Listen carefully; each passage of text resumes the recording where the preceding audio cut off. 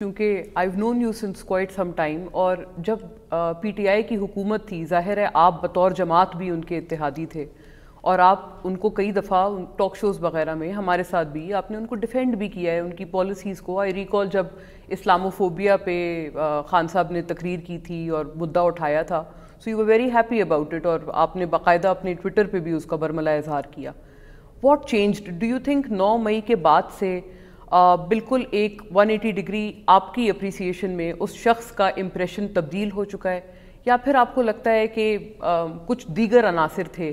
جن کی وجہ سے he is facing what he is facing today? دیکھیے، میرا بنیادی طور پہ میں کئی انٹرویوز میں کہہ چکا ہوں، کئی ٹاک شوز میں کہہ چکا ہوں،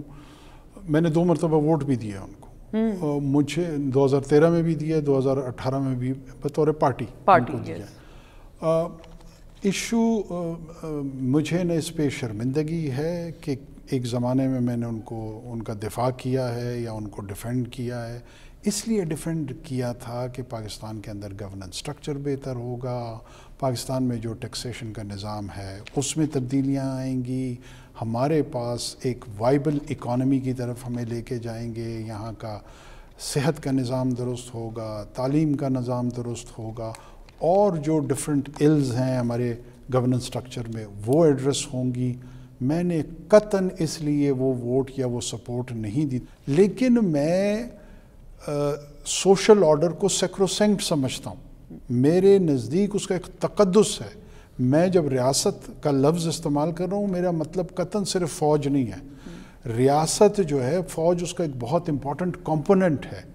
ریاست ضامن ہوتی ہے اس نظام کا جو سوشل آرڈر کو انشور کراتا ہے۔ جب آپ اس سوشل آرڈر کی ایگزسٹنس کو چیلنج کرنا شروع کر دیتے ہیں تو یو بیکم این انارکسٹ، آپ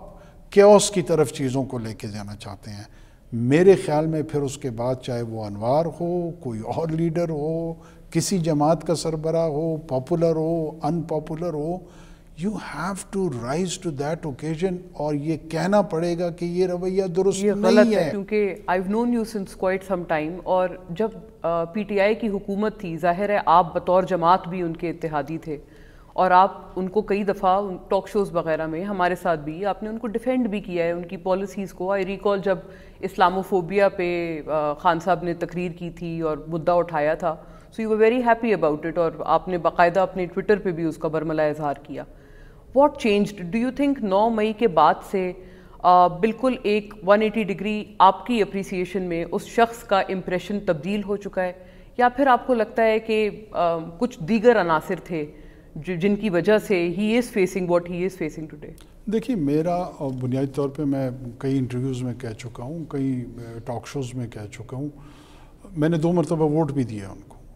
مجھے 2013 میں بھی دیا، 2018 میں بھی بطور پارٹی کو دیا۔ ایشو مجھے نہ اس پہ شرمندگی ہے کہ ایک زمانے میں نے ان کا دفاع کیا ہے یا ان کو ڈیفینڈ کیا ہے، اس لیے ڈیفینڈ کیا تھا کہ پاکستان کے اندر گورننس سٹرکچر بہتر ہوگا، پاکستان میں جو ٹیکسیشن کا نظام ہے اس میں تبدیلیاں آئیں گی، ہمارے پاس ایک وائبل اکانومی کی طرف ہمیں لے کے جائیں گے، یہاں کا صحت کا نظام درست ہوگا، تعلیم کا نظام درست ہوگا، اور جو ڈیفرنٹ ایلز ہیں ہمارے گورننس سٹرکچر میں وہ ایڈریس ہوں گی۔ میں نے قطعاً اس لیے وہ ووٹ یا وہ سپورٹ نہیں دی، لیکن میں سوشل آرڈر کو سیکروسینکٹ سمجھتا ہوں، میرے نزدیک اس کا ایک تقدس ہے۔ میں جب ریاست کا لفظ استعمال کر رہا ہوں، میرا مطلب قطعاً صرف فوج نہیں ہے۔ ریاست جو ہے، فوج اس کا ایک بہت امپورٹنٹ کمپوننٹ ہے۔